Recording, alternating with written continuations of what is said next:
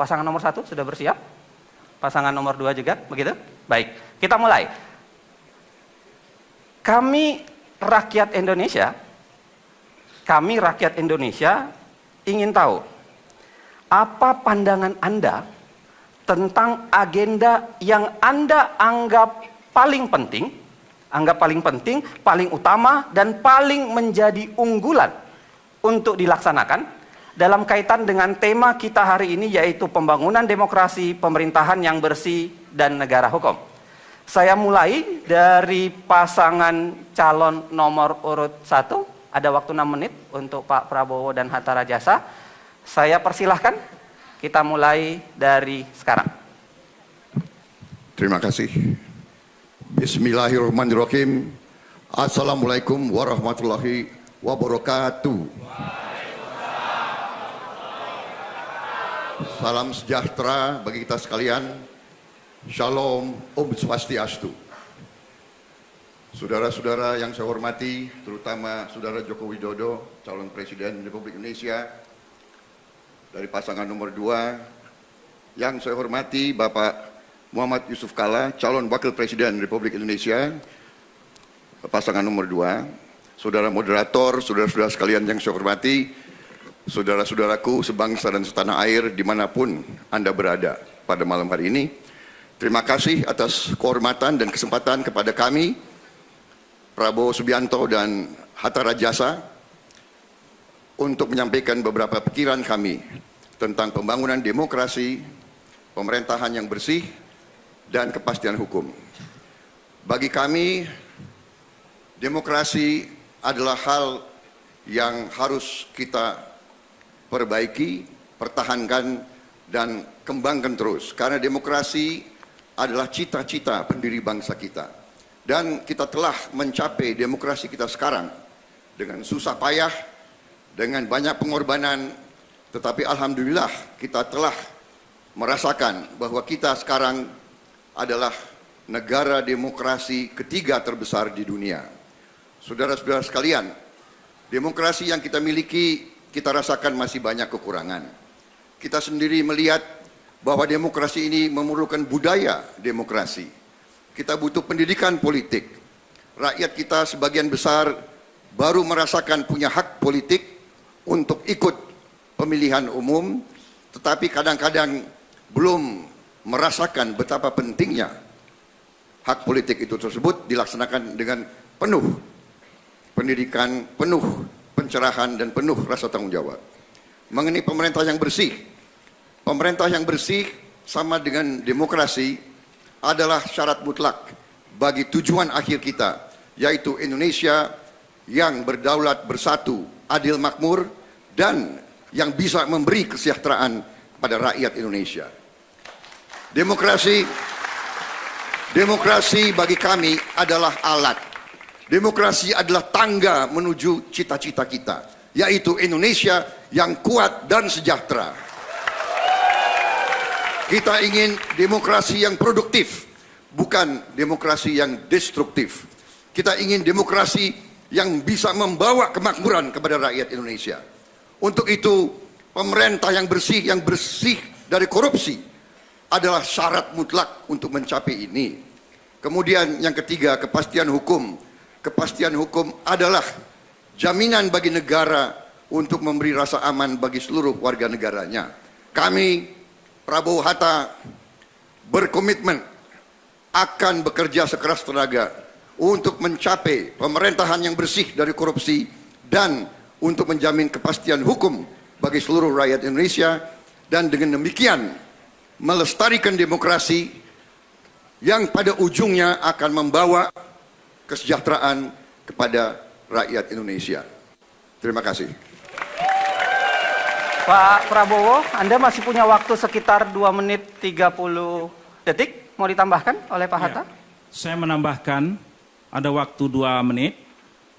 Kepastian hukum juga harus memberikan jaminan terhadap penghapusan diskriminasi dalam berbagai bentuk, dalam bentuk apapun, dan harus memberikan penghormatan, pemenuhan, dan penegakan atas hukum dan pengakuan atas hak asasi manusia. pemerintahan Prabowo Hatta akan memastikan bahwa hukum akan memperlakukan setiap warga negara secara setara di depan hukum.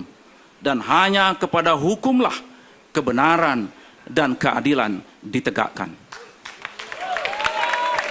Untuk demokrasi, kami menambahkan sedikit.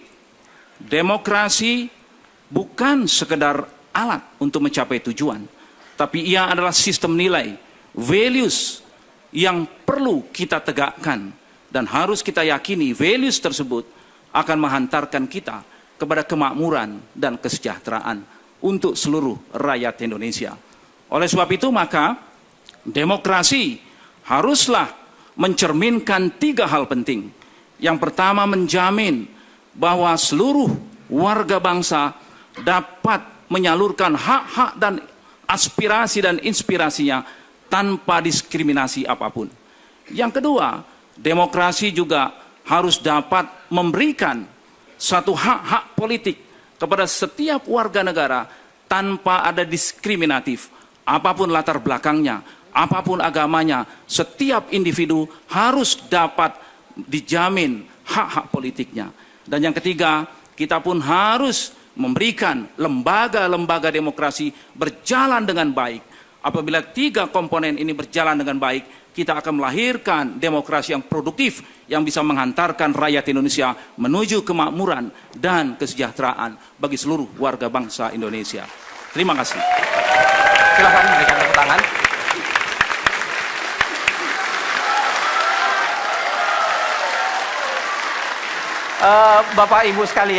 Bapak Ibu sekalian, lagi-lagi saya ingatkan, tolong jangan bertepuk tangan ketika sedang di tengah para kandidat sedang berbicara, karena kami semua khawatir, karena bukan hanya Anda yang berada di ruangan ini, pemirsa yang ada di seluruh pelosok negeri juga mau mendengarkan sesungguhnya, dan jangan sampai tepuk tangan Anda itu malah mengurangi substansi yang ingin beliau-beliau ini sampaikan. Jadi saya mohon, nanti kemudian insya Allah saya akan persilahkan Anda untuk bertepuk tangan selalu di akhir ketika pembicaraan sudah selesai. Kali ini saya serahkan kepada pasangan calon nomor urut 2, Pak Jokowi dan Yusuf Kalla. Pertanyaan yang sama, apa yang paling utama, agenda yang paling penting dan yang paling Anda ingin sampaikan kepada seluruh negeri yang menyaksikan Anda? Saya persilahkan 6 menit jatah untuk Anda, mulai dari sekarang. Assalamualaikum warahmatullahi wabarakatuh. Selamat malam, salam sejahtera bagi kita semua. Yang saya hormati Bapak Prabowo Subianto, yang saya hormati Bapak Hatta Rajasa, Ibu Bapak sekalian, saudara-saudara sekalian, saudara-saudaraku sebangsa dan setanah air. Republik ini adalah milik kita semuanya. Harapan rakyat ingin hidup lebih baik, ingin lebih sejahtera. Demokrasi menurut kami adalah mendengar suara rakyat dan melaksanakannya. Oleh sebab itu, kenapa setiap hari kami datang ke kampung-kampung, datang ke pasar-pasar, datang ke bantaran sungai, datang ke petani, datang ke tempat pelelangan ikan, karena kami ingin mendengar suara rakyat. Dengan cara apa? Dengan cara dialog. Pak JK, saya kira sudah banyak menyelesaikan konflik dengan cara dialog, untuk musyawarah, untuk sebuah kemanfaatan bagi rakyat banyak. Penyelesaian Tanah Abang, Waduk Pluit juga kita selesaikan dengan cara dialog. Bermusyawarah, mengundang makan, mengajak musyawarah, mengundang makan, mengajak musyawarah, kemudian menemukan manfaat bagi perpindahan itu. Kemudian yang kedua, pemerintahan yang bersih. Pemerintahan yang bersih bisa dilakukan apabila ada 2 hal. Pembangunan sistem. Sistem yang seperti apa? Telah kita lakukan dan telah kita buktikan, baik waktu kami jadi wali kota maupun jadi gubernur. E-budgeting, e-procurement, e-purchasing, e-katalog, e-audit, pajak online, IMB online, cara-cara seperti itulah yang saya kira kita perlukan dan bisa dinasionalkan. Semua daerah bisa, nasional bisa melakukan ini. Apabila Jokowi dan JK diberi amanah oleh rakyat untuk memegang pemerintahan ini. Yang kedua, setelah pembangunan sistem adalah pola rekrutmen yang benar. Dengan cara apa? Dengan seleksi dan promosi terbuka. Semua terseleksi dengan baik.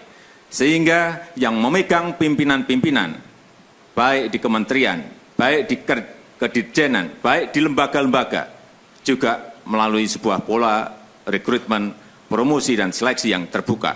Tidak karena kedekatan, tidak karena senang dan tidak senang.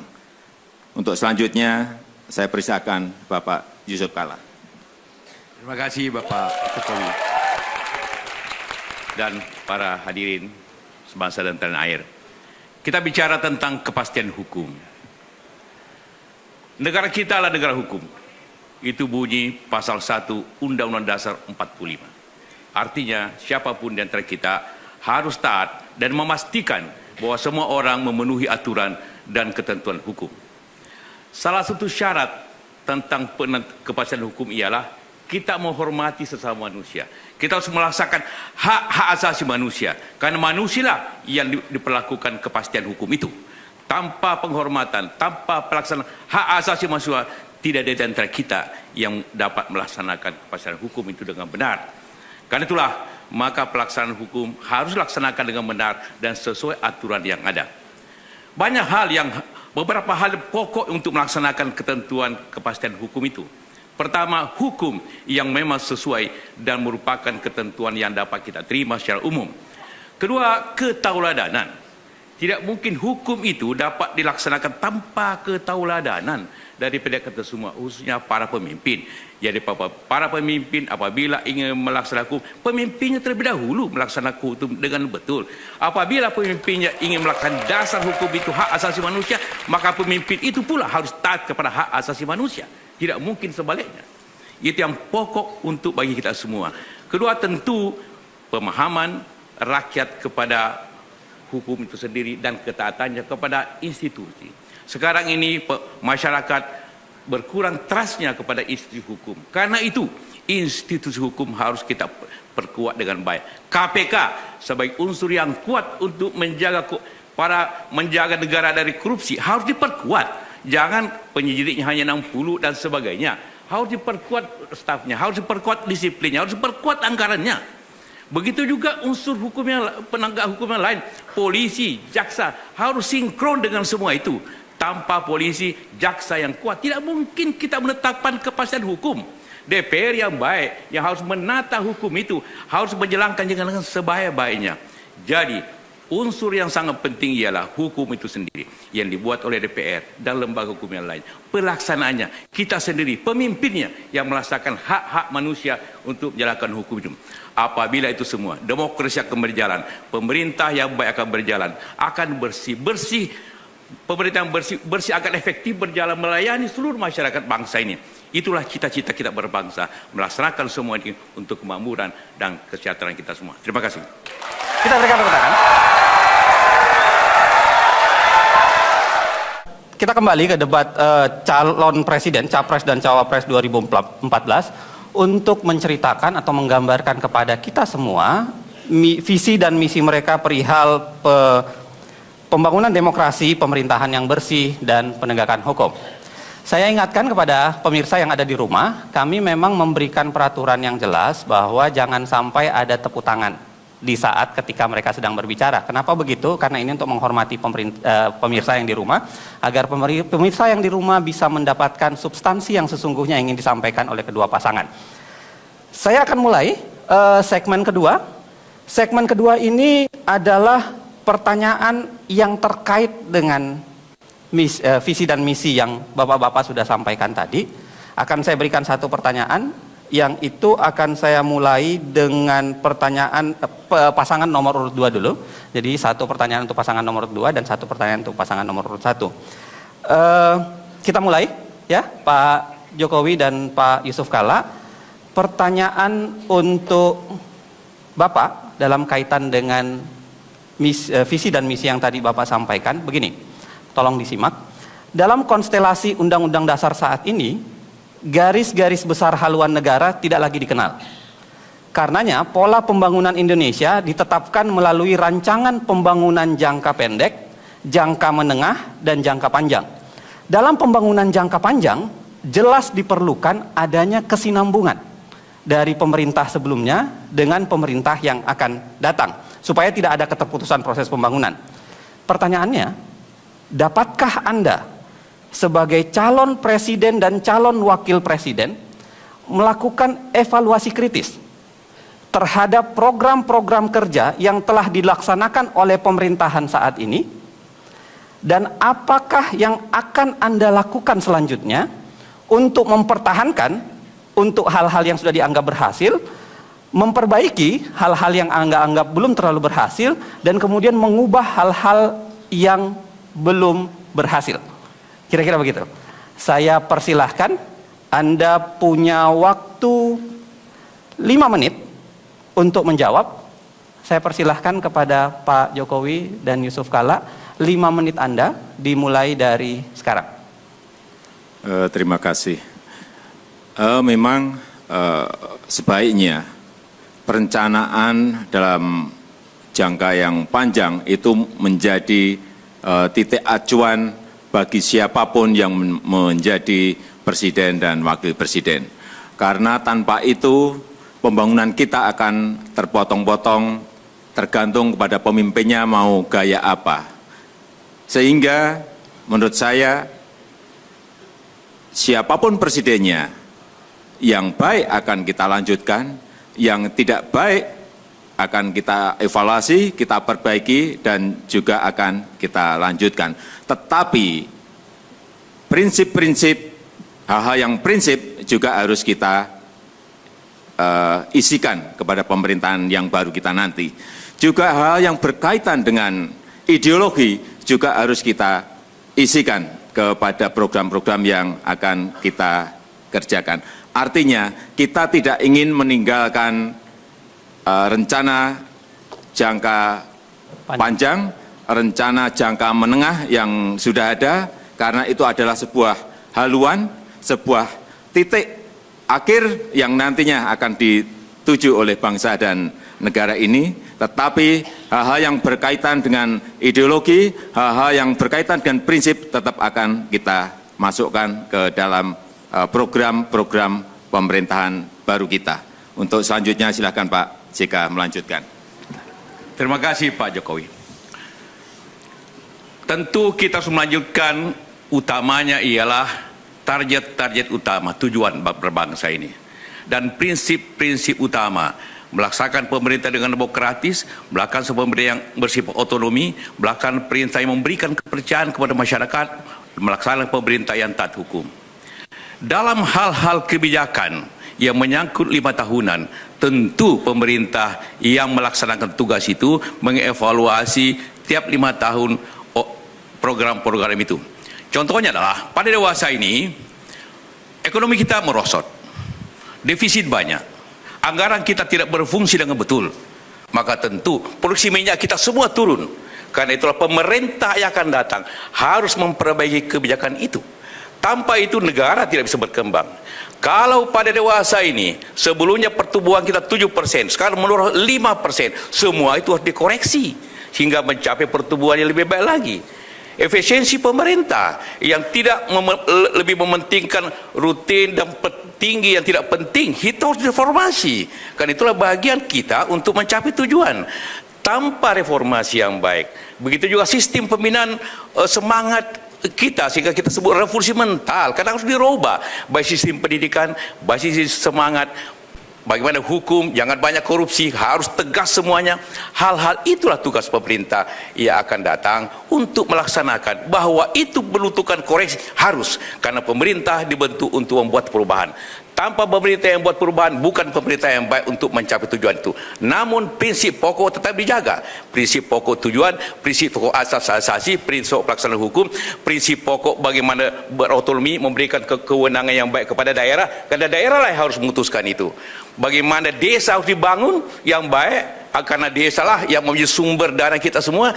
Bagaimana usaha kecil harus diberikan keutamaan, karena usaha kecil lah menjadi inti dari pokok permasalahan kesejahteraan rakyat ini. Tanpa itu semua, maka kita tidak bisa mencapai pemerintah yang bersih. Bagaimana efektifnya? Pemerintah yang bersih adalah pemberian efektif. Bukan pemerintah yang hanya besar, yang hanya gagah, pemerintah efektif, melayani secepat-cepatnya. Seperti dikatakan tadi Pak Jokowi. Sistem pemerintahan apa yang lebih baik? Sistem pemerintahan yang transparan, yang terbuka, yang rakyatnya mengetahui itu. Itulah asas hubungannya antara demokrasi yang baik, pemerintahan yang baik, yang efektif, dan juga tata hukum yang baik. Mudah-mudahan itu dapat kita laksanakan. Itulah asas kita. Masih mau ditambahkan? Bapak masih punya waktu sekitar 41 menit. Silahkan kalau masih mau ditambahkan, Pak Jokowi. Dan menurut kami yang paling penting itu memang perencanaan itu penting. Rencana itu penting, tetapi yang lebih penting bagaimana melaksanakannya, bagaimana mengeksekusinya, bagaimana memutuskannya, dan bagaimana manajemen pengawasan itu bisa kita lakukan dari detik ke detik, dari hari ke hari, dari minggu ke minggu, dan dari bulan ke bulan. Terus kita lakukan manajemen pengawasan. Yang paling penting menurut saya di negara kita ini, yang paling lemah ada di manajemen pengawasan. Baik, terima kasih Pak Jokowi. Itulah tadi jawaban dari pasangan nomor urut 2, Pak Jokowi dan Yusuf Kalla. Sekarang kita akan menuju ke pasangan nomor urut 1, Pak Prabowo dan Pak Hatta Rajasa. Pak Prabowo dan Pak Hatta Rajasa, tadi kami mendengarkan begitu banyak visi dan misi yang Anda ingin sampaikan. Tapi begini, sayangnya Indonesia masih dipersepsikan sebagai negara yang memiliki tingkat korupsi yang tinggi. Sebagaimana pandangan tergambar dari berbagai angka survei. Indonesia juga dilihat sebagai negara yang masih memiliki kinerja pemerintahan yang belum baik. Kalau kita lihat dari indeks efisiensi dan efektivitas pemerintahan. Yang memprihatinkan, Indonesia dilihat belum dapat melakukan perlindungan hak asasi manusia secara baik.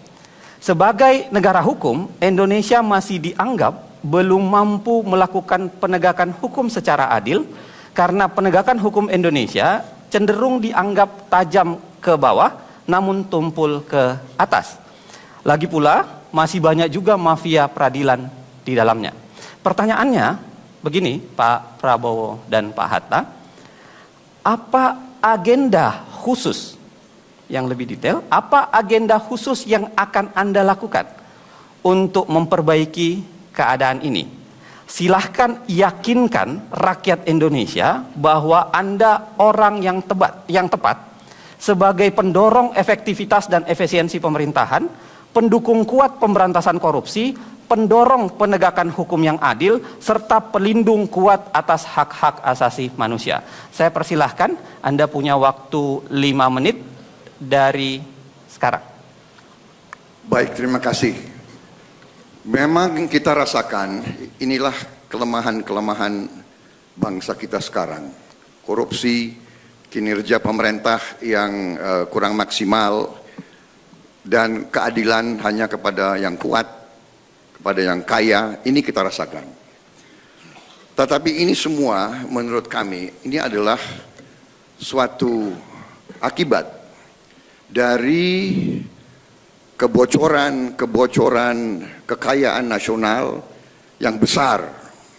Dengan kebocoran yang besar yang diakibatkan oleh memang masalah sistemik, akhirnya tidak ada sumber daya yang cukup untuk menjamin kualitas hidup para pejabat-pejabat aparatur negara yang menentukan jalannya pemerintahan. Artinya korupsi terjadi di Indonesia karena para pejabat-pejabat yang berkuasa takut masa depan, takut pensiun, gaji bupati umpamanya adalah sekitar 6 sampai 7 juta rupiah. Padahal dia kampanye, dia ikut pilkada langsung, dia habis 15 miliar. Ya kan? Demikian di mana-mana. Akibatnya dia akan ambil dari APBD. Sama, menteri-menteri juga begitu. Menteri kalau tidak salah mungkin gajinya sekarang sekitar 18 juta rupiah. Padahal tanggung jawab yang dikelola sangat besar. Karena kualitas hidup, rasa ketakutan ini, dan juga dengan sistem demokrasi kita.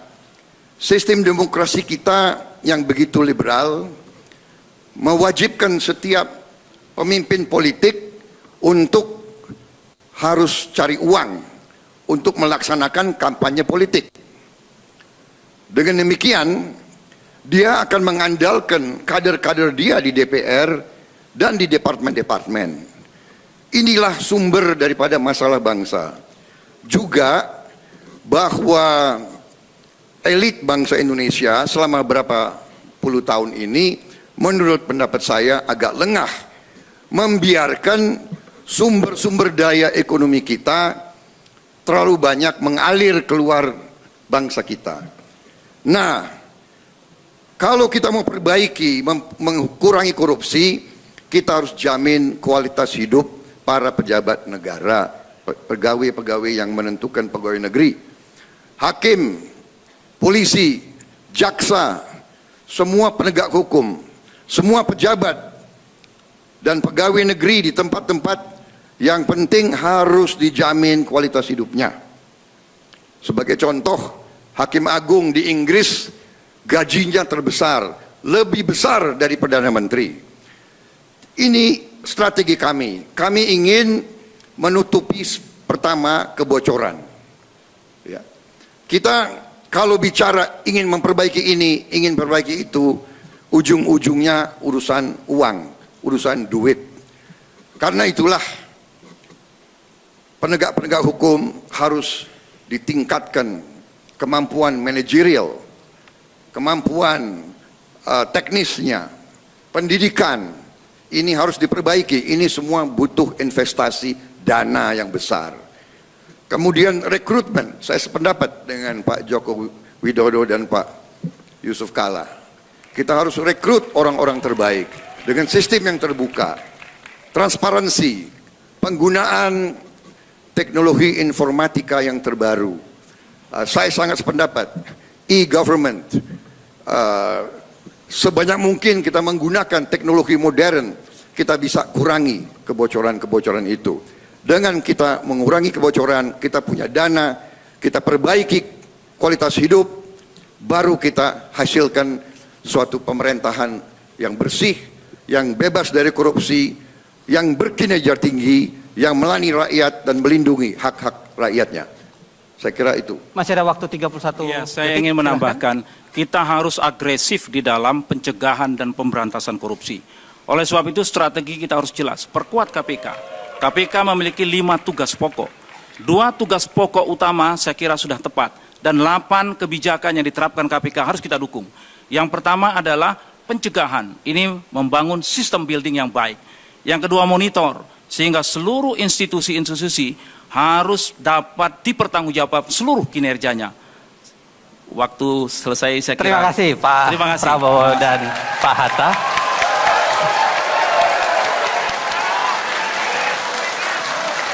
Baik pemirsa, kita kembali ke debat calon presiden dan calon wakil presiden Indonesia 2014. Kita berada di segmen 3 kali ini. Di segmen ini kita saya akan melontarkan pertanyaan dalam kaitan dengan tema ini. Satu pertanyaan yang akan dijawab oleh berdua secara berurutan, dan satu lagi pertanyaan yang akan juga dijawab secara berurutan. Pertama, karena tadi terakhir ke Pak Jokowi, maka pertanyaan ini saya akan sampaikan duluan kepada Pak Prabowo Subianto dan Pak Hatta Rajasa. Karena pertanyaannya agak panjang, jadi mohon barangkali bisa disimak. Begitu juga untuk Pak Joko Widodo dan Pak Yusuf Kalla, mohon disimak betul. Pertanyaan pada segmen 3 ini, Anda akan diberikan waktu 4 menit untuk menjawabnya. Begini, biaya pelaksanaan demokrasi di Indonesia masih dirasakan sangat mahal. Ini terlihat dari besarnya biaya pengelolaan organisasi partai politik, hingga biaya pencalonan dan pemilihan anggota parlemen. Proses demokrasi yang mahal ini seringkali menjadi penyebab terjadinya perilaku koruptif di kalangan pengurus partai dan anggota parlemen. Kalau kita baca data Global Barometer Corruption, menyebutkan bahwa partai politik dan parlemen adalah pelaku tindak koruptif paling utama di begitu banyak negara. Jadi bukan hanya sekadar Indonesia kasus ini. Pada saat yang sama, Anda sebagai kandidat, calon presiden dan calon wakil presiden disokong oleh partai-partai yang tentu memiliki potensi mengidap masalah ini. Padahal bila Anda kelak menjabat presiden dan wakil presiden, dukungan kuat dari partai-partai politik melalui koalisi di parlemen sangat Anda perlukan agar pemerintahan dapat berjalan secara stabil. Pertanyaannya, bila Anda terpilih menjadi presiden dan wakil presiden nanti, apa langkah-langkah nyata yang akan Anda lakukan untuk menjadikan pemerintahan Anda bersih, efektif, serta stabil, pada saat yang sama mampu menghindarkan diri dari kemungkinan rong-rongan partai-partai politik yang telah mendukung Anda dengan meminta Anda untuk balas budi dengan memberikan berbagai kemudahan mendapatkan uang? Begitu pertanyaannya.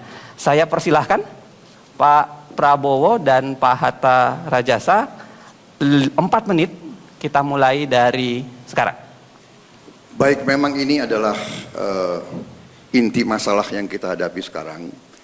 Tetapi saya percaya dengan adagium bahwa tidak ada pengikut yang jelek, hanya ada pemimpin-pemimpin yang jelek.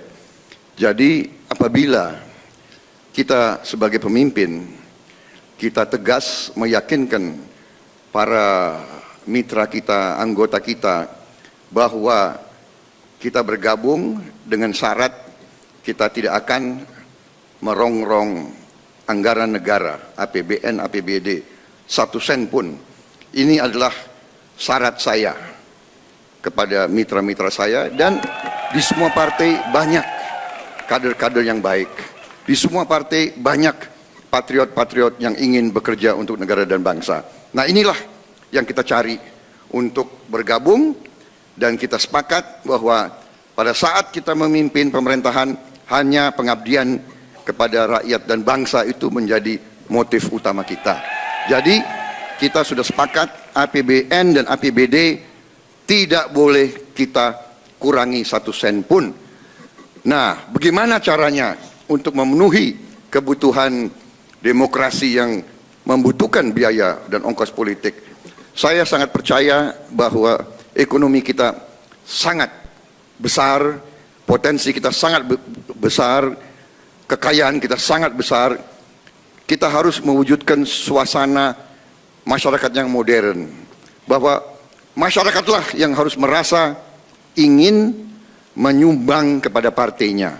Ini strategi yang kita harus terapkan. Kita harus minta anggota kita untuk berkorban mendukung perjuangan partai. Saya kira itu salah satu strategi yang bisa kita terapkan. Silahkan Ya, Pak Hatta. saya menambahkan, yang pertama, presiden dipilih langsung oleh rakyat. Oleh sebab itu, presiden memegang mandat rakyat, bertanggung jawab kepada rakyat, bukan kepada partai politik. Oleh sebab itu, jangan pernah permisif dan jangan pernah dalam koalisi tunduk kepada apa yang dimaui oleh partai-partai politik yang ada dalam koalisi. Oleh sebab itu, tegas di dalam menjalankan pemerintahan sesuai dengan visi misi yang dikembangkan, sesuai dengan RPJMN yang dikembangkan, dan sesuai pula dengan pembangunan jangka panjang sebagai guidance kita.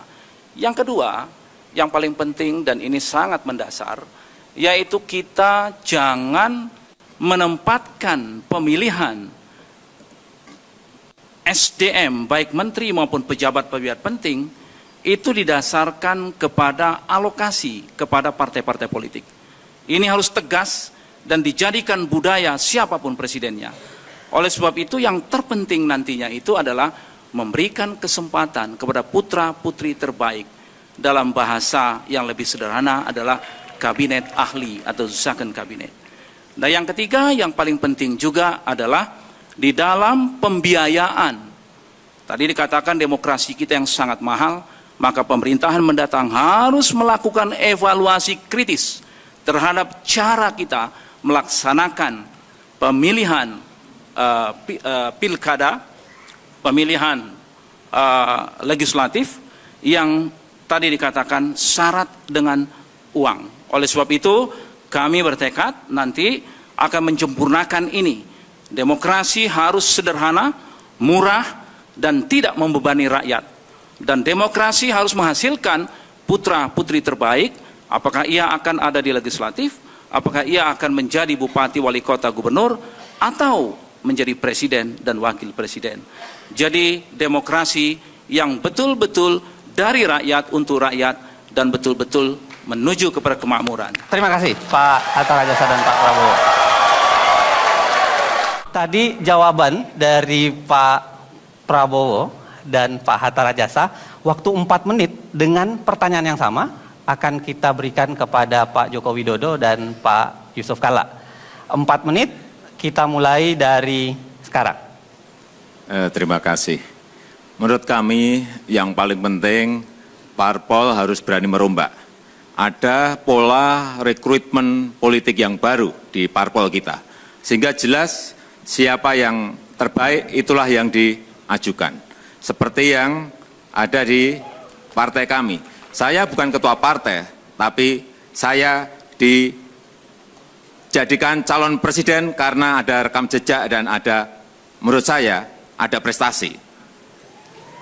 Yang kedua, sejak awal sudah kami sampaikan bahwa kami ingin membangun sebuah koalisi, sebuah kerjasama yang ramping.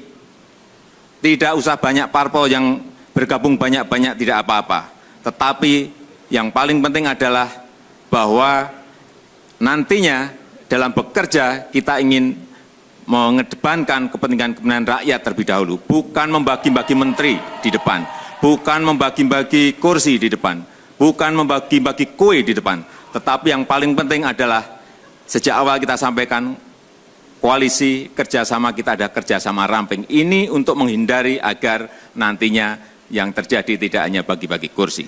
Kemudian yang ketiga, dalam melaksanakan kampanye, kami juga ingin mendapatkan dukungan rakyat dari sisi pendanaan. Oleh sebab itu kami membuka rekening gotong royong, sumbangan dari rakyat yang nantinya akan diaudit oleh lembaga yang kredibel, sehingga kami tidak bisa ditekan oleh siapapun, karena biaya kami akan kami buka secara transparan. Kami mempunyai rekam jejak untuk itu. Silakan dilanjutkan Pak. Silakan Pak Hatta. Terima kasih. Kita menyadari memang bahwa biaya politik kita mahal akibat begitu banyak pilkada, begitu banyak pemilu di tanah air ini. Maka tentu yang harus kita perbaiki ialah sistem itu sendiri. Bagaimana pilkada disatukan lebih banyak sehingga efisiensi baik partai baik dan termasuk negara. Kedua, bagaimana rekrutmen menjadi hal yang sangat penting, bagaimana caranya tidak lagi seperti tahun lalu seperti ini. Kedua ialah memang adalah filosofi yang berbeda barangkali dari kami. Kami bersyukur seperti yang katakan Pak Jokowi, partai pendukung kami adalah keikhlasan. Tidak ada janji berapa 7-8 menteri sehingga tidak ikatan. Tidak ada janji siapa menjabat apa, menteri apa lebih tinggi, jabatan lebih, kami tidak ada. Ini keikhlasan, ini tidak ada beban sama sekali. Ya kan? Itu yang menyebabkan kami biaya murah. Kalau biaya murah pasti tidak ada tekanan. Kalau biaya mahal ada tekanan, gitu kan? Kemudian tentu bahwa pengalaman kita semua, kami bersyukur ini partai tidak banyak, jadi berarti walaupun juga semua partai ikhlas, makin kecil lagi, tidak banyak. Jadi tidak Pak Moderator, apa yang diharapkan disangkakan bahwa kami akan tertekan, tidak sama sekali, karena semua ikhlas. Jadi itulah keikhlasanlah, ketujuanlah yang akan membentengi semua akibat negatif apabila akan terjadi dugaan-dugaan ini. Insya Allah kami akan bebas, kami sampaikan ke seluruh rakyat, kami akan bebas daripada itu, karena memang keikhlasan mendasari kita semuanya. Terima kasih. Pak Joko Widodo dan Pak Joko Widodo, masih ada waktu 31 detik. Silahkan kalau masih mau ditambahkan. Ya, tradisi yang baru ini harus kita mulai. Bahwa yang menjadi capres tidak harus ketua umum partai. Seperti saya dan Pak JK, bukan ketua umum partai. Ini tradisi baru yang harus kita mulai. Dan saya kira dengan cara-cara seperti ini, nanti yang akan maju adalah yang terbaik, bukan yang ketua partai. Terima kasih. Silakan tepuk tangan. Kita pindah ke pertanyaan nomor 2. Tapi sekarang kita balik.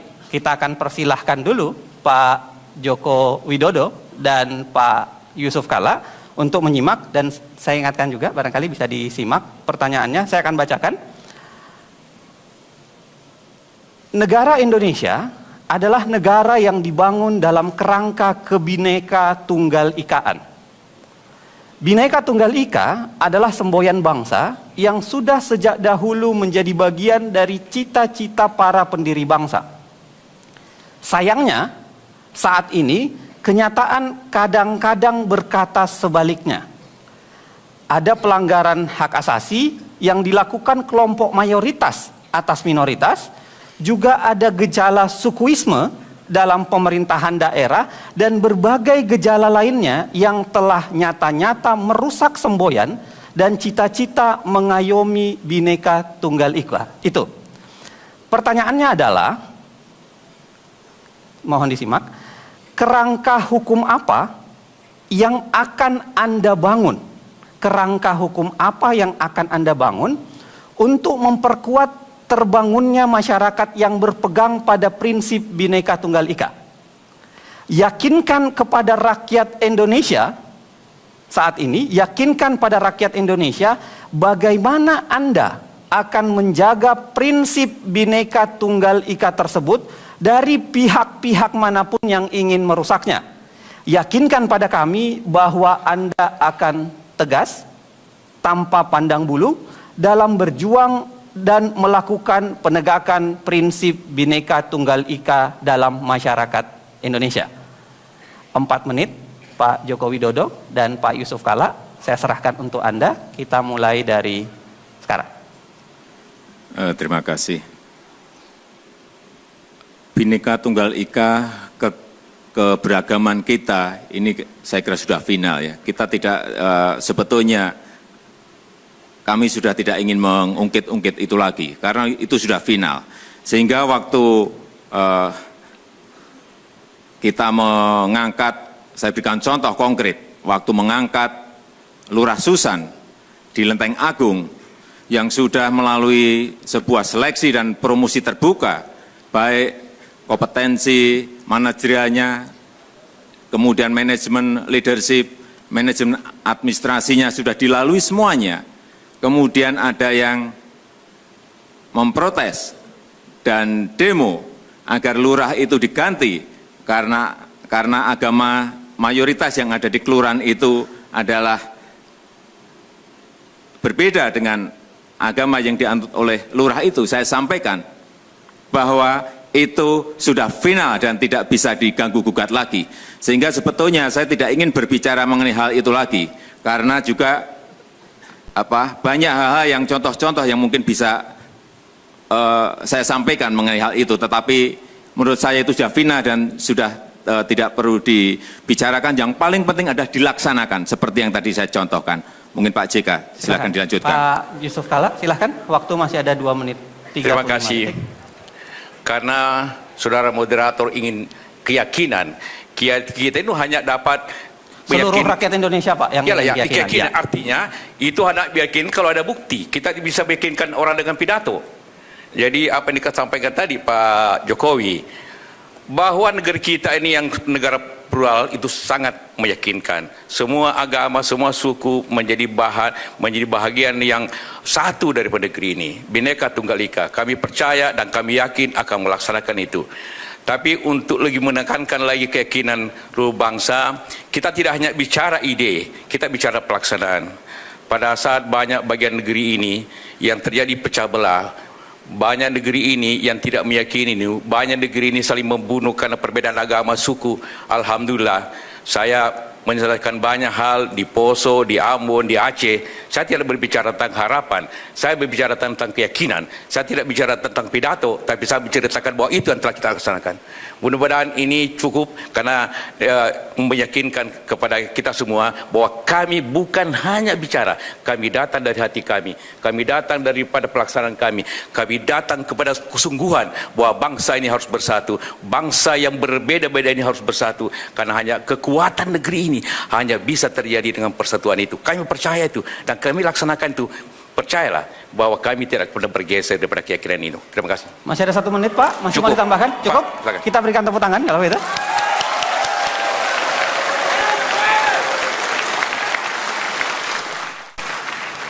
Pak Prabowo dan Pak Hatta Rajasa, pertanyaan yang sama. Mudah-mudahan Bapak masih mengingatnya, masih ini.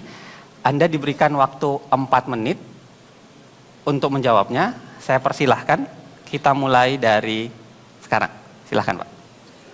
Baik, terima kasih. Pertanyaan tadi adalah kerangka hukum apa yang akan dibangun untuk menjamin nilai Bhinneka Tunggal Ika.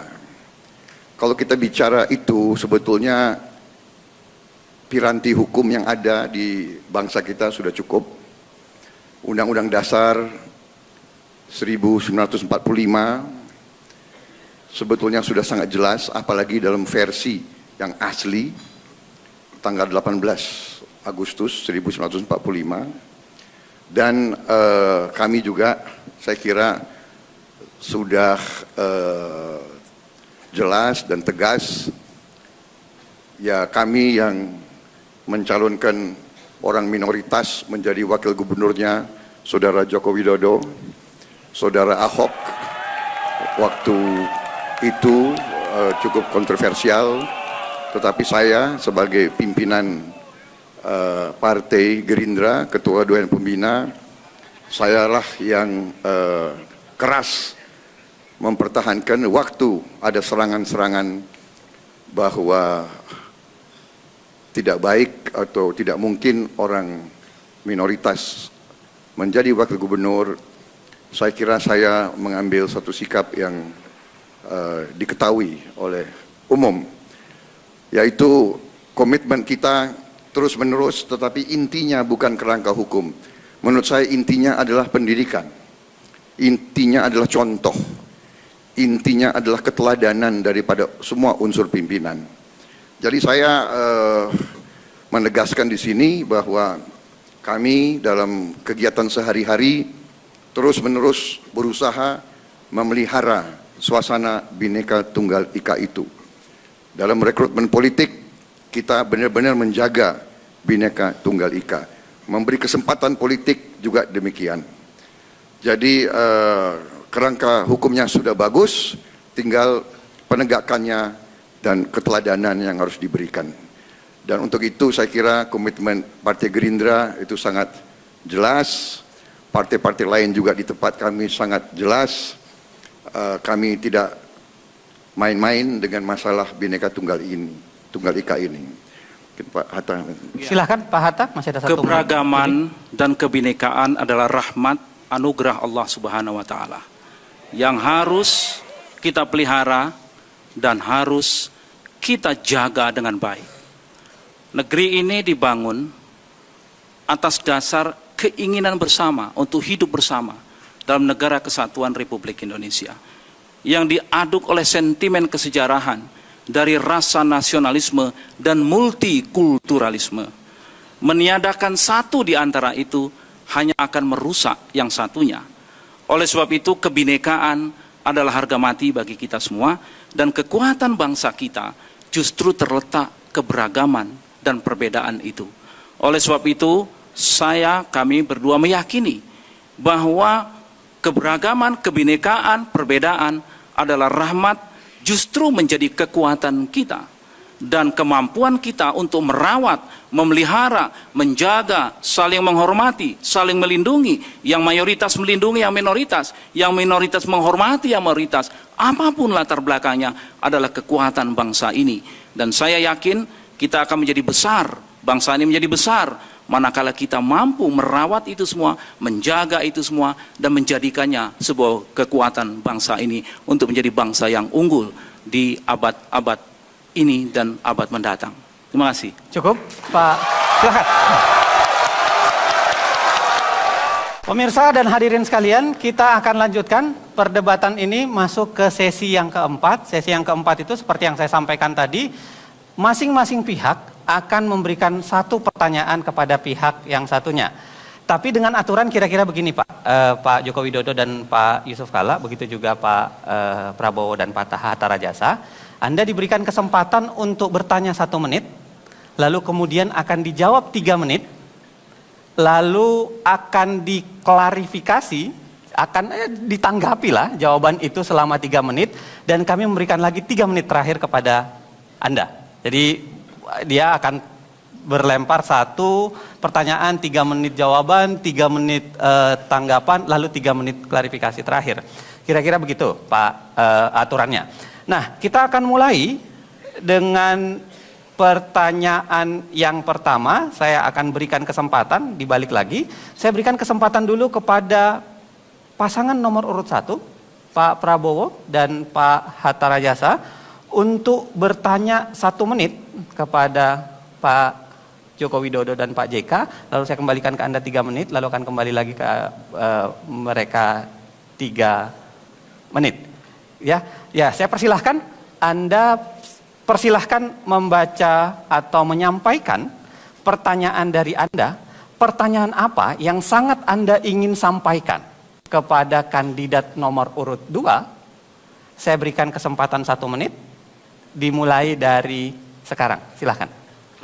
Baik, terima kasih Saudara Joko Widodo. Seandainya Anda jadi presiden, ada satu hal yang ingin kami tanya, yaitu tentang pemilihan kepala daerah, bupati dan wali kota.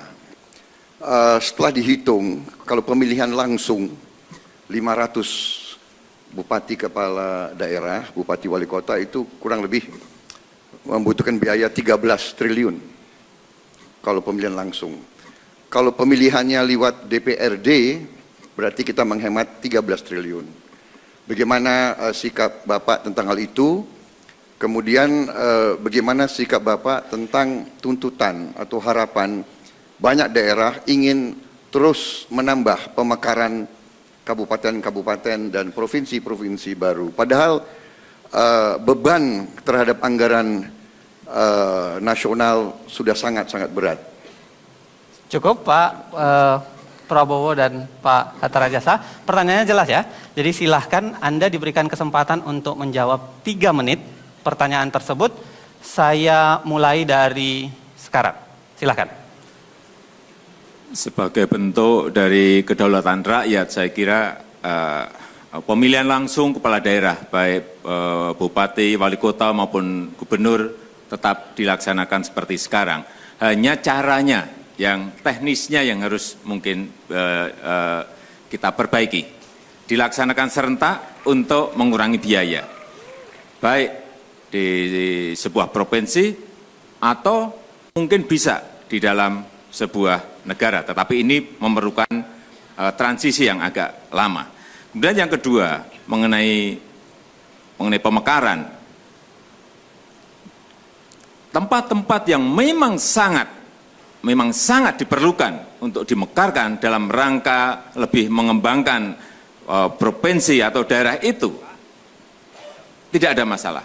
Tetapi dengan catatan, apabila nantinya sudah dimekarkan dan mereka tidak bisa mandiri dan mereka hanya membebani, bisa ditarik kembali dan dihapuskan lagi. Pemberiannya diperketat, pemberiannya dicek yang betul, dan yang paling penting jangan sampai ada lobby-lobby lagi, jangan sampai ada dengan cara menekan-menekan ke pusat, tetapi betul-betul dengan kalkulasi dan perhitungan yang betul-betul cermat, teliti, karena jangan sampai anggaran kita habiskan untuk pemekaran dan tidak menyasar pada pelayanan kepada masyarakat, tidak menyasar pada pembangunan di wilayah itu. Mau ditambahkan Pak Yusuf Kalla? Iya, terima kasih. Memang sistem pilkada kita yang begitu banyak, maka Indonesia merupakan negara yang mempunyai pemilu yang terbanyak di dunia ini. Karena itulah maka, namun demikian pemilihan kepala daerah dijamin oleh Undang-Undang Dasar dan juga Undang-Undang bahwa pemilihan kepala daerah harus demokratis. Dalam Undang-Undang dikatakan pemilihan langsung. Tentu yang sangat penting di sini, kita tidak akan hanya sekadar mengembalikannya kepada pilkada, tetapi menjamin proses pemilu kada itu berlangsung efisien. Contohnya tadi saya jelaskan bahwa kalau sekarang ada begitu satu provinsi berbeda-beda harus disatukan, semuanya ada keseragaman sehingga negeri ini hanya 2 kali melaksanakan atau 3 kali melaksanakan pemilu secara bersamaan. Pemilu nasional DPR sekaligus bersamaan Pilpres pada 5 tahun akan datang. Nanti pemilihan kepala daerah secara bersamaan sehingga efisien, kampanyenya efisien, pelaksanaannya efisien sehingga tidak lagi membebani biaya sebesar itu. Karena apabila juga dikembalikan ke DPR belum tentu murah juga, karena bisa-bisa di DPR itu terjadi permainan yang lebih hebat lagi daripada masyarakat. Sehingga kita harus menjamin sistemnya, menjamin demokratisnya, dan menjamin kualitas kepada yang dipilih. Itu tujuannya sikap pemilu seperti itu. Baik, terima kasih. Silahkan tepuk tangan. Pak Prabowo dan Pak Hatta Rajasa sudah mendengarkan barangkali dan mencatat, saya lihat tadi. Anda silahkan memberikan tanggapan, catatan kritis juga boleh terhadap jawaban yang diberikan dari Pak Joko Widodo dan Pak Yusuf Kalla. Anda punya waktu 3 menit, saya persilahkan dari sekarang. Silahkan. Ya, saya diberi kesempatan Pak Prabowo untuk menanggapi. Walaupun tadi itu belum dijelaskan seperti apa yang disebut efisien itu, masih kualitatif, belum terukur, tapi memang kita harus melaksanakan sebuah pemilihan yang lebih sehat, yang lebih terukur, yang tidak terlalu boros dengan biaya.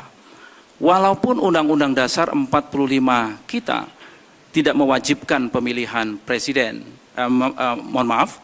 bupati, wali kota, gubernur secara langsung sebagaimana pemilihan presiden, namun pemilihan demokratis tersebut saat ini kalau melalui DPR memang masih memerlukan transisi waktu yang cukup kita perlukan. Oleh sebab itu, memang esensinya adalah pemilihan langsung itu, memang itulah yang dikehendaki oleh rakyat saat ini, namun memang harus kita lakukan dalam kondisi atau keadaan yang betul-betul bisa tidak membebani biaya yang tinggi. Misalkan kalau kita ambil contoh saat ini sedang digagas untuk pemilihan secara serentak. Saya kira serentak ini akan menghemat biaya yang cukup menekan, cukup murah, dan ini memerlukan waktu yang ke depan ini untuk segera kita persiapkan dengan baik. Ya, ini pandangan kami terhadap itu. Masih ada Pak Prabowo barangkali mau menambahkan? Mohon, saya tadi kurang begitu jelas tentang pemekaran. Kriteria apa yang Bapak, ya daerah mana? Kalau satu daerah minta, daerah lain juga minta dan tidak dikasih, ini kira-kira bagaimana? Dari segi penghematan anggaran dan dari segi keadilan antara daerah. Ada satu kabupaten sebagai contoh yang jumlah penduduknya hanya 20.000. Tapi dikasih pemekaran. Jadi di mana rasa keseimbangan keadilan dengan kabupaten yang umpamanya jumlah penduduknya 3 juta umpamanya. Jadi kami mohon kami ada suatu sikap ketegasan, kira-kira kriteria apa mengizinkan pemekaran baru dan tidak mengizinkan pemekaran baru? Apakah jumlah penduduk? Apakah luas wilayah? Apakah keamanan atau letak geografis? Kira-kira di mana yang Bapak kira bisa jadi kriteria untuk mengizinkan penambahan provinsi atau penambahan kabupaten? Baik, terima kasih. Silakan tepuk tangan.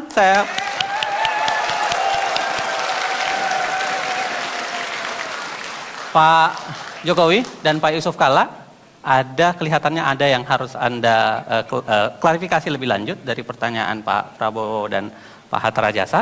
Anda punya waktu 3 menit. Saya persilahkan dari sekarang. Tentu saja banyak yang harus dikalkulasi, banyak yang harus dihitung.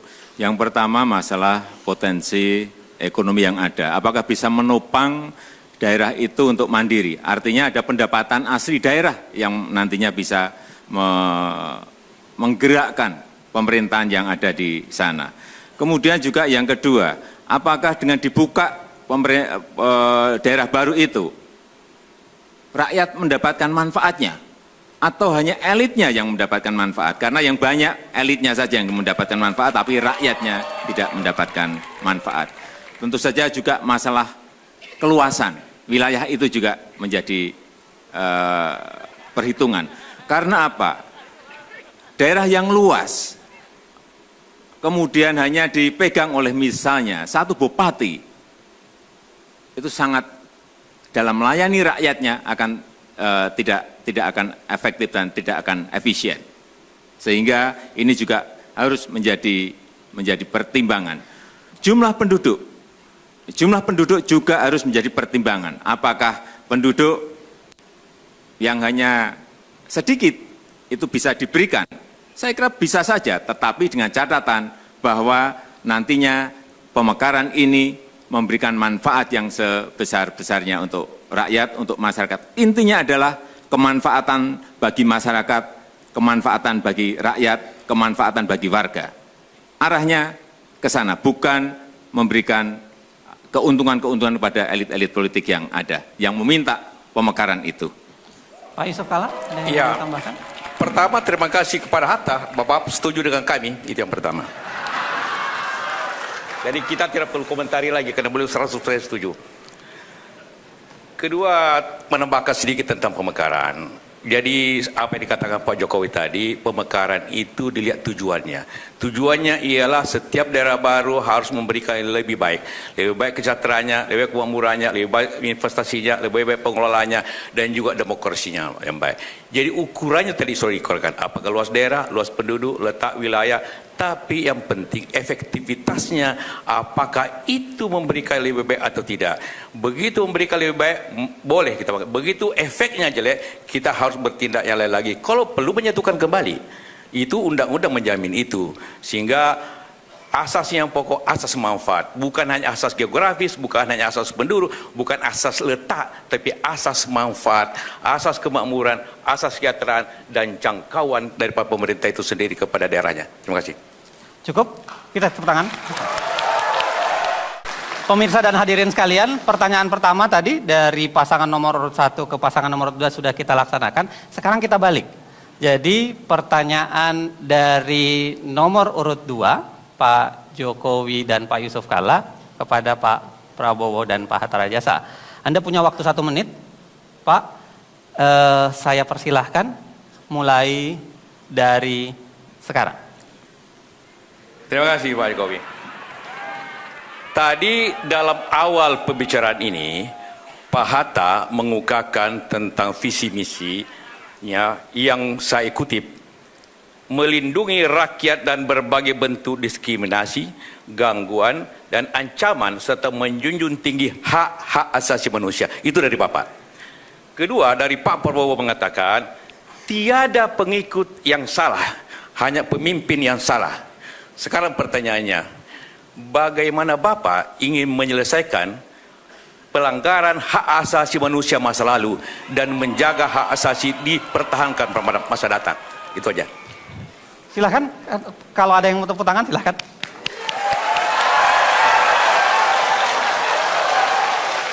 Saya ingatkan bahwa debat ini adalah untuk menggali misi visi, memberikan tanggapan, dan Baik, ini adalah hal yang harus dijawab. Akan kita berikan waktu 3 menit, Baik. Pak Prabowo dan Pak Hatta Rajasa. Kita mulai dari sekarang. Silakan, Pak. Baik, hak asasi manusia yang paling dasar adalah hak untuk hidup. Kemudian tugas Undang-Undang Dasar yang diberikan kepada sebuah pemerintah republik adalah melindungi segenap tumpah darah Indonesia. Itu tugas utama pemerintah. Sebuah pemerintah harus melindungi segenap tumpah darah dari segala ancaman, apakah dari luar negeri atau dari dalam negeri. Jadi saya sekian puluh tahun adalah abdi negara, petugas yang membela kemerdekaan, kedaulatan, dan hak asasi manusia. Mencegah kelompok-kelompok radikal ataupun kelompok-kelompok yang menggunakan kekerasan mengancam keselamatan hidup orang-orang yang tidak bersalah. Orang-orang yang tidak bersalah. Jadi, manakala kita menghadapi kelompok-kelompok yang merakit bom, yang ingin menimbulkan huru-hara, yang mengancam kelangsungan hidup negara dan bangsa, ya, mereka ini ancaman terhadap hak asasi manusia. Nah, karena itu, kewajiban seorang petugas, kewajiban seorang pembela negara dan bangsa melindungi segenap tumpah darah dari ancaman-ancaman tersebut. Dalam pelaksanaan tugas sebagai prajurit, manakala kita melaksanakan tugas dengan sebaik-baiknya, yang menilai itu adalah atasan. Jadi saya mengerti, Pak, arah Bapak. Tidak apa-apa. Tidak apa-apa, ya. Saya tidak apa-apa, tetapi saya ada di sini, saya sebagai mantan prajurit telah melaksanakan tugas dengan sebaik-baiknya. Selebihnya atasan yang menilai. Apakah saya, kan arah Bapak kira-kira gitu, bahwa saya tidak bisa menjaga HAM karena saya pelanggar HAM. Kira-kira itu kan Bapak arahnya. Iya kan? Padahal Bapak tidak mengerti, justru kami ini di tempat-tempat yang susah, di mana-mana sering harus ambil tindakan untuk keselamatan rakyat Indonesia yang banyak. Sebagai contoh, di negara kita, di Singapura, tetangga kita, memegang bom saja itu hukuman mati, wajib. Memegang saja, tidak melaporkan. Apalagi merakit, apalagi menyebarkan. Jadi saudara Pak Yusuf Kalla, saya bertanggung jawab dan hati nurani saya bersih. Saya pembela hak asasi manusia yang paling keras di Republik ini. Saya tidak ragu-ragu. Cukup Pak Prabowo. Silahkan tepuk tangan. Para hadirin sekalian, tolong lagi-lagi kita memberikan dukungan dengan batasan yang sudah kita sepakati tadi. Dan ini adalah penyampaian visi dan misi, dikaitkan dengan visi dan misi. Jadi pertanyaannya juga kira-kira ke arah yang sana. Ada waktu 3 menit dari Pak Joko Widodo dan Pak Yusuf Kalla untuk memberikan catatan terhadap dukungan, bisa catatan terhadap apa yang disampaikan oleh Pak Prabowo. Saya persilahkan 3 menit dari sekarang. Ya, tadi yang disampaikan oleh Pak Prabowo belum, mungkin saking semangatnya belum disampaikan hal-hal yang konkret ke depan akan dilakukan apa. Kemudian yang kedua juga belum dijawab mengenai masalah diskriminasi. Tadi juga ditanyakan oleh Pak Yusuf Kalla, juga belum dijawab karena terlalu semangatnya menjawab masalah hak asasi manusia. Oleh sebab itu kami mohon agar ini lebih diberikan perhatian lagi masalah pertanyaan yang disampaikan oleh Bapak Yusuf Kalla. Pak Yusuf Kalla mau ditambahkan? Ya, terima kasih tadi atas beberapa penjelasannya. Maaf Pak, tadi saya masalah diskriminasi dan sebelum diskriminasi. Diskriminasi dan bagaimana konkretnya. Ya, Bagaimana konkretnya, konkret? pelaksanaan Ada konkretnya dua hal yang seperti belum. apa? Pak Yusuf Kalla mau Ya. menambahkan? Masih Anda punya waktu 2 Iya. menit. Pak Prabowo, terima kasih atas tadi penjelasannya. Pertanyaannya lebih minta penjelasan lagi. Bapak tadi mengatakan bahwa semua pelanggaran itu pakai bom. Apakah tahun 98 itu? Tidak semua. Tidak Pak- semua ya? Pak Ya Pak jelas Prabowo, tidak semua Pak pakai Prabowo. bom. Oke. Jadi tidak semua diselesaikan dengan alasan bom, gitu Pak ya? Pak Yusuf Kalla, mohon pertanyaannya jangan langsung direct, tetap pada saya, nanti akan saya persilakan. Begitu juga Pak Prabowo, mohon ya. Oke. Saya silakan Pak, silakan dilanjutkan. Masih ada punya waktu 1 menit. Iya. Jadi tidak semua pelanggaran HAM itu karena bom. Jadi tentu tidak semua harus dilakukan dengan kekerasan balik, gitu Pak ya. Kedua pertanyaannya, Bapak mengatakan tadi terserah penilaian atasan. Apakah penilaian atasan Bapak waktu itu? Minta maaf karena saya tidak menganggap waktu itu, tapi Bapak menjawab tadi begitu. Sehingga karena yang banyak suatu penilaian lain. Jadi apa penilaian atasan Bapak tentang bagaimana menyelesaikan HAM pada masa lalu? Cukup? Cukup. Itu ya. Kita berikan tepuk tangan.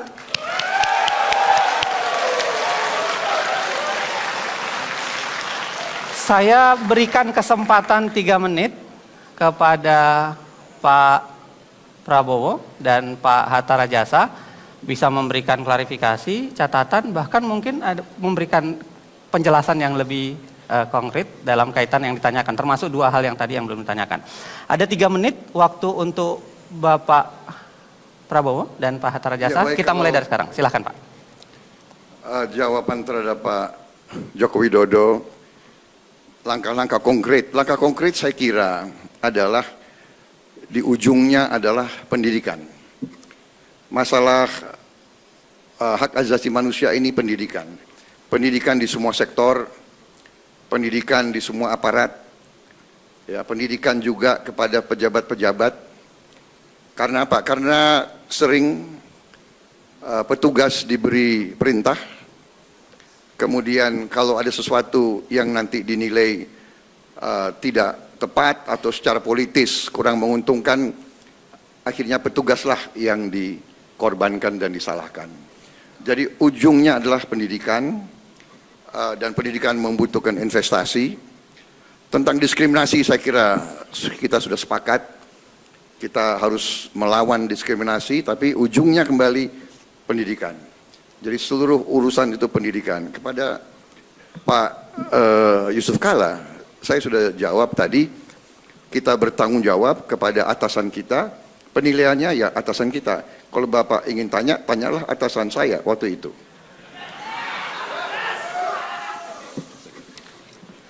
Ada yang mau disampaikan lagi? Pak Hatta Rajasa, barangkali Iya. masih ada waktu 1 Saya kira menit. tadi yang disampaikan, ditanyakan Pak Yusuf Kalla kepada saya soal diskriminatif dan Pak Jokowi juga, memang salah satu hal yang paling mendasar menyangkut hak-hak warga negara kita adalah jangan sampai ada diskriminatif dalam perlakuan hukum. Karena konteksnya tadi konteks hukum.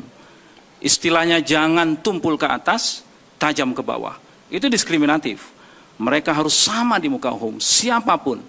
Dan tidak boleh, apapun latar belakangnya, apapun pendidikannya, apapun agama yang dianutnya, tidak boleh ada diskriminatif di negara Pancasila ini.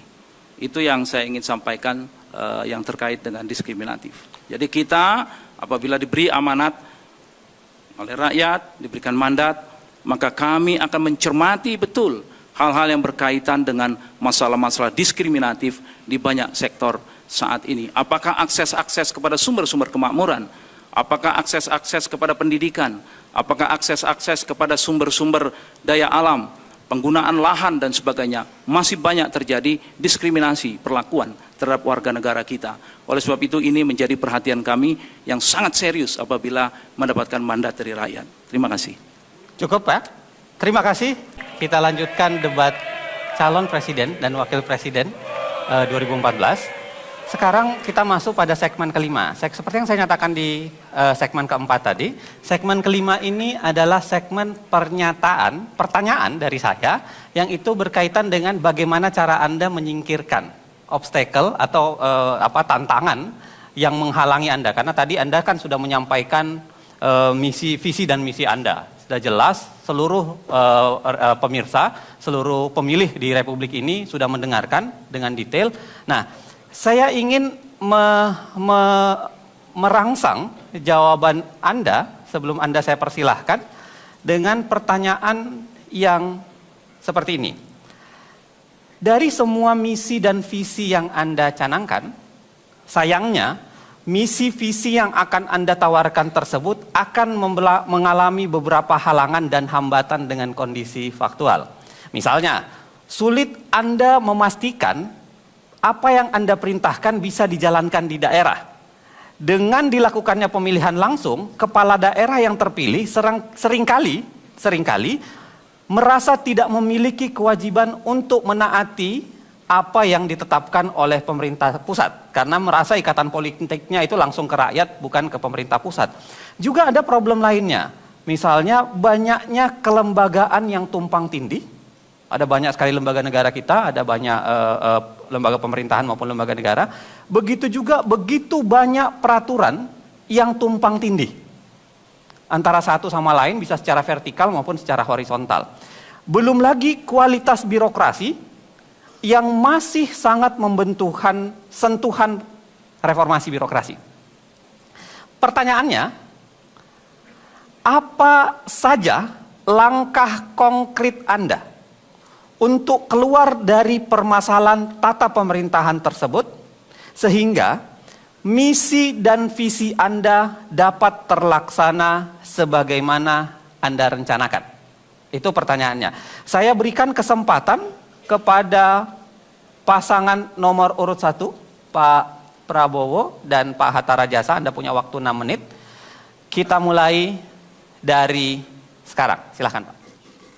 Kami sadar sepenuhnya bahwa setiap usaha perbaikan, setiap transformasi pasti akan ada halangan, dan kita sudah mengerti halangan tersebut. Tumpang tindihnya peraturan, kemudian para pemimpin politik yang mungkin berasal dari latar belakang yang berbeda dengan kepentingan yang berbeda.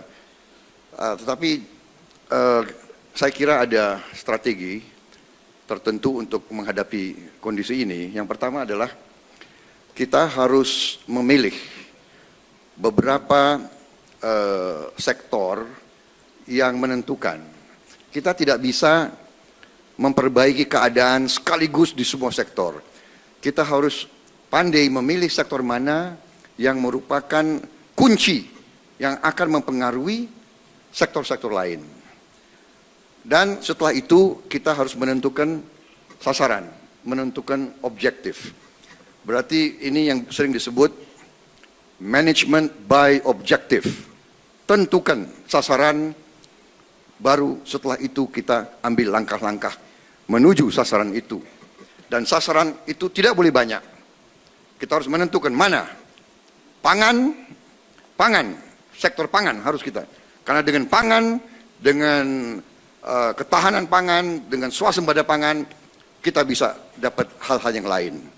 Kita bisa dapat keamanan, kita bisa dapat ketenangan rakyat, kita bisa dapat rasa optimis rakyat, kita bisa menghemat devisa. Dengan devisa kita bisa investasi, dengan investasi roda ekonomi jalan, kesejahteraan umum naik. Jadi tentukan sasaran mana. Kami sudah menentukan pangan, energi, infrastruktur, reformasi birokrasi. Itu sasaran-sasaran pokok yang harus kita selesaikan duluan. Kemudian kita juga jangan lupa sekarang the power of public opinion. Opini rakyat itu sangat menentukan. Opini rakyat, kalau kita memiliki tujuan yang baik, kita ingin perbaiki kehidupan rakyat, kita punya hati yang ikhlas, saya kira hambatan-hambatan itu bisa kita selesaikan dengan dialog, dengan persuasi, dan dengan opini dari rakyat. Public opinion pada gilirannya para penguasa-penguasa setempat akan dipaksa oleh rakyatnya. Karena yang kita inginkan adalah menyampaikan hal-hal dasar bagi rakyat. Air bersih, makan yang murah, sekolah yang baik, poliklinik yang baik, rumah sakit yang bisa terjangkau oleh uang rakyat, jalan yang bagus dari desa ke kabupaten, dari kabupaten ke provinsi, ke pelabuhan. Kita ingin kereta api, kita ingin jalan raya. Masa rakyat tidak akan mendukung pemerintah yang ingin berbuat untuk rakyat, untuk kesejahteraan rakyat? Saya kok percaya pada gilirannya dukungan rakyat akan mempengaruhi, dan pada ujungnya para penguasa yang tadinya mungkin karena tidak mengerti atau karena kepentingan tertentu bisa diyakinkan untuk kerjasama. Karena kita adalah pelayan rakyat, kita hanya bekerja untuk kepentingan rakyat Indonesia. Ada yang mau ditambahkan, Pak? Terima kasih. Hatta? Saya ingin mendalami hal yang sangat-sangat penting bagi bangsa kita, yaitu reformasi birokrasi. Acap kali hambatan atau obstacle yang kita hadapi, buruknya birokrasi. Apakah itu organisasinya yang tidak berwawasan atau berorientasi kepada pelayanan publik? Apakah aparaturnya yang tidak bersih karena sistem rekrutmen yang tidak baik, sistem promosi jabatan yang tidak transparan dan akuntabel, dan juga lembaga-lembaga, institusi-institusi pelayanan publik yang tidak melayani dengan baik karena tidak ada ukuran-ukuran, capaian-capaian yang pasti, sehingga pelayanan publik menjadi bertele-tele, menjadi mahal, berlarut-larut, dan melelahkan. Oleh sebab itu, maka langkah reformasi birokrasi harus kita tuntaskan dengan baik. Yang pertama, arah kebijakannya adalah organisasinya harus efektif dan efisien. Jangan gemuk yang bisa mengakibatkan birokrasi bertele-tele. Yang kedua, yang paling penting adalah bagaimana upaya-upaya kita untuk meletakkan asas akuntabilitas dengan berbasis kepada kinerja. Tidak ada satupun kebijakan-kebijakan yang dijalankan yang tidak bisa kita ukur akuntabilitasnya. Harus bisa dipertanggungjawabkan. Dan yang ketiga adalah upaya pemberantasan korupsi. Harus masif pencegahan dan penguatan KPK, Kejaksaan, Kepolisian harus betul-betul kita lakukan dengan baik, agar apa-apa yang sudah menjadi kebijakan tidak diselewengkan begitu saja. Dan yang keempat adalah sumber daya manusia, aparatur itu sendiri yang harus betul-betul kita perbaiki. Baik jumlahnya yang tidak didesain sesuai dengan struktur organisasi harus kita pangkas. Dan aparatur yang bisa melakukan penghematan terhadap pengelolaan keuangan negara dan mencegah kebocoran keuangan negara. Jadi kalau ini bisa kita perbaiki, salah satu prioritas utama reformasi birokrasi, maka obstacle tersebut insya Allah dapat kita atasi. Terima kasih. Kita sudah mendengarkan jawaban dari kandidat pasangan nomor urut 1. Kita beralih ke kandidat nomor urut 2, pertanyaan yang sama. Anda punya waktu 6 menit untuk mengomentarinya atau untuk menjawabnya. Saya persilahkan 6 menit Anda dari sekarang. Silakan. Terima kasih. Jadi tadi yang ditanyakan itu daerah yang tidak mengikuti pusat. Yang pertama. Yang kedua, banyaknya lembaga yang tumpang tindih, banyaknya peraturan yang tumpang tindih. Kemudian yang ketiga, masalah kualitas birokrasi. Saya ingin menjawab yang pertama. Kenapa daerah tidak mengikuti pusat? Bisa mereka mengikuti 100% apa yang diarahkan oleh pusat. Dengan cara apa? Dengan politik anggaran.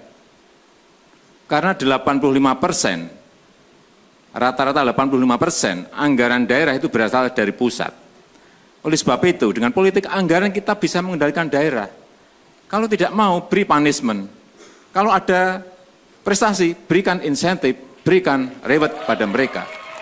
Gampang sekali, hal sederhana yang sering tidak dilakukan. Politik anggaran bisa kita lakukan.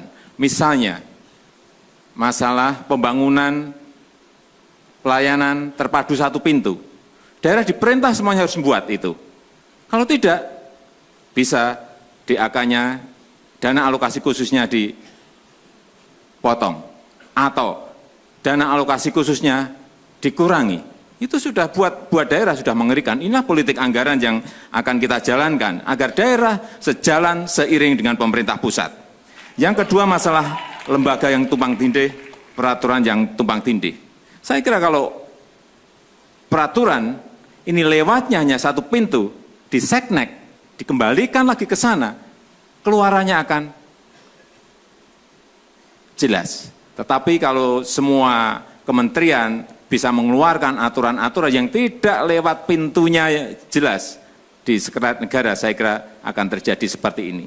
Banyak peraturan daerah yang bertentangan dengan pusat, banyak peraturan gubernur juga yang tidak sinkron dengan peraturan, banyak sekali. Oleh sebab itu, pintunya harus diberi satu, sehingga keluarannya akan kelihatan dan seiring sejalan dengan arah yang sudah digariskan dari pemerintah pusat.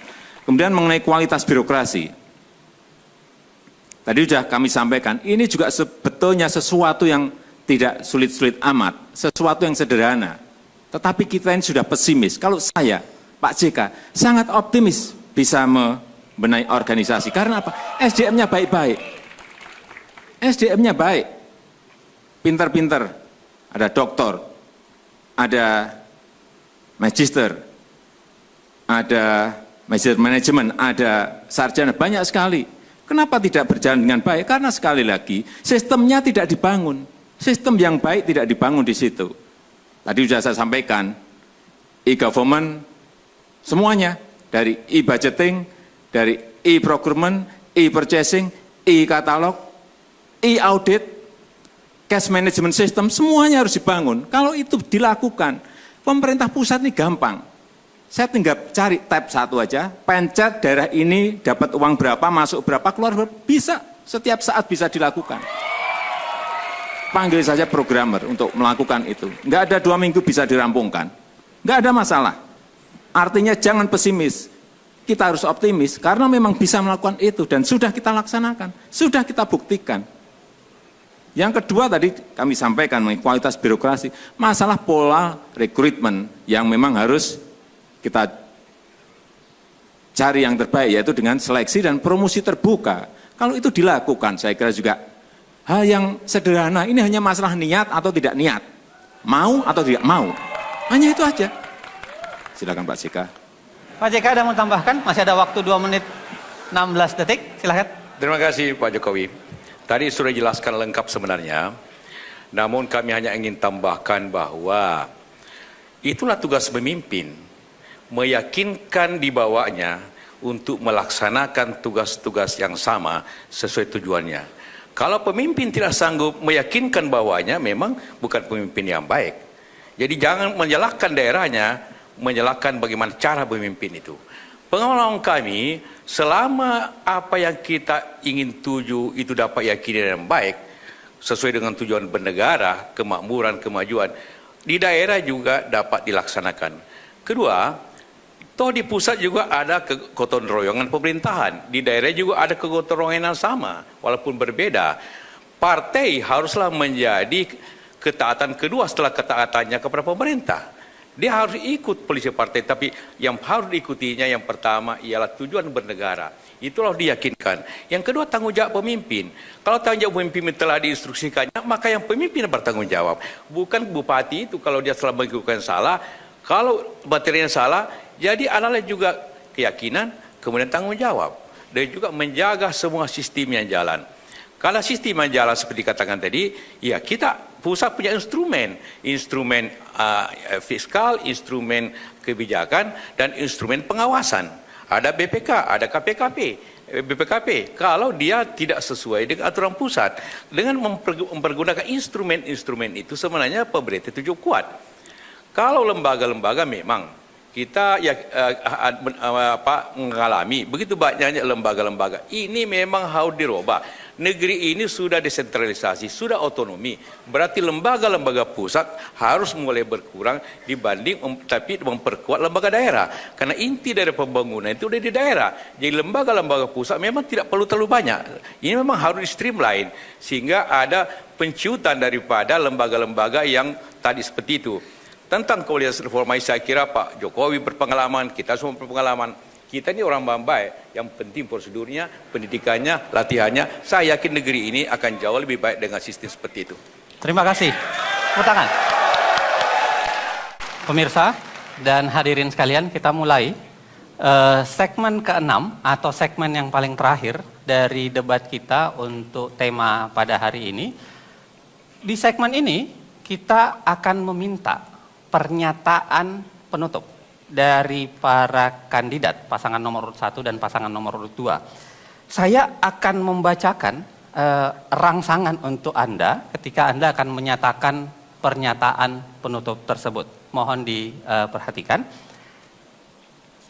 Sebagai pernyataan penutup dari Anda, para kandidat calon presiden dan wakil presiden Republik Indonesia, kami minta Anda meyakinkan rakyat Indonesia yang ada di seluruh pelosok negeri ini, yang juga ada di ruangan ini, bahwa di bawah kepemimpinan Anda selaku Presiden dan Wakil Presiden Republik Indonesia nantinya, jika Anda terpilih, bangsa dan negara Indonesia akan lebih baik dari kondisi saat ini dalam hal pembangunan demokrasi, pemerintahan yang bersih, dan perkembangan negara hukum. Kami akan berikan kesempatan 3 menit untuk Pak Joko Widodo dan Pak JK, Pak Yusuf Kalla. Saya berikan waktu 3 menit, bisa Anda mulai dari sekarang. Silakan. Sesuai dengan pengalaman yang telah kita lakukan dan pengalaman yang telah kita buktikan, apabila rakyat memberikan kepercayaan kepada kami, apabila rakyat memberikan amanah kepada kami, maka kami akan bekerja keras, bekerja sangat keras, bekerja siang malam, agar demokrasi berjalan lebih baik, pemerintah yang bersih bisa kita hadirkan, kepastian hukum yang tegas bisa kita berikan. Yang kedua, terima kasih kepada seluruh rakyat Indonesia yang telah mendukung sehingga demokrasi bisa berjalan dalam kegembiraan. Dan kita harapkan Pilpres juga bisa nantinya berjalan dalam kegembiraan rakyat.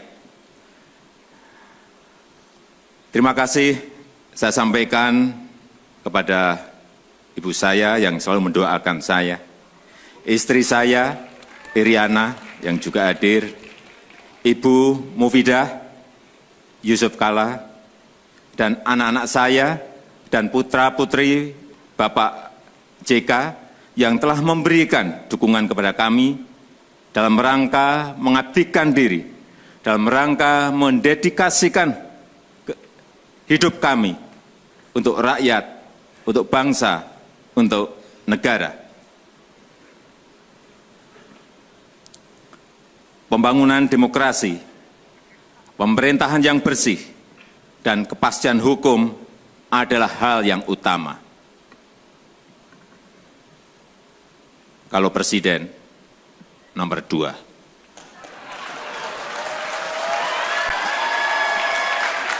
Terima kasih. Wassalamualaikum warahmatullahi wabarakatuh.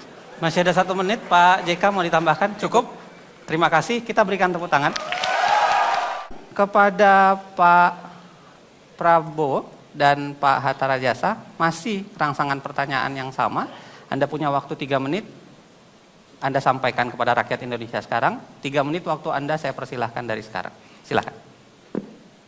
Tujuan kita bernegara, tujuan kita merdeka adalah untuk hidup sebagai bangsa yang adil, bangsa yang makmur, di mana rakyatnya sejahtera.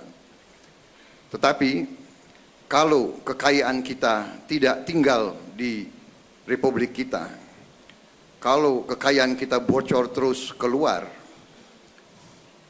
walaupun kita punya sistem demokrasi yang indah, tetapi ujungnya kesejahteraan rakyat sulit dicapai. Jadi kami,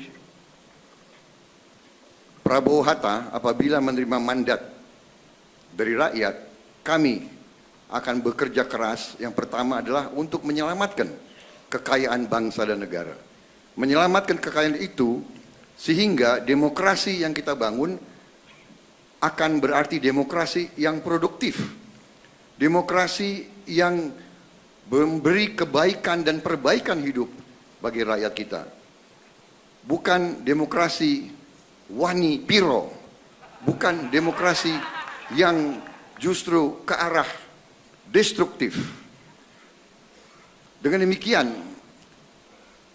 dengan menyelamatkan kekayaan negara untuk masa depan rakyat kita dan anak-anak kita dan cucu-cucu kita, kita yakini bahwa kita bisa nanti memiliki masa depan yang baik. Kita sangat optimis karena kekayaan kita besar.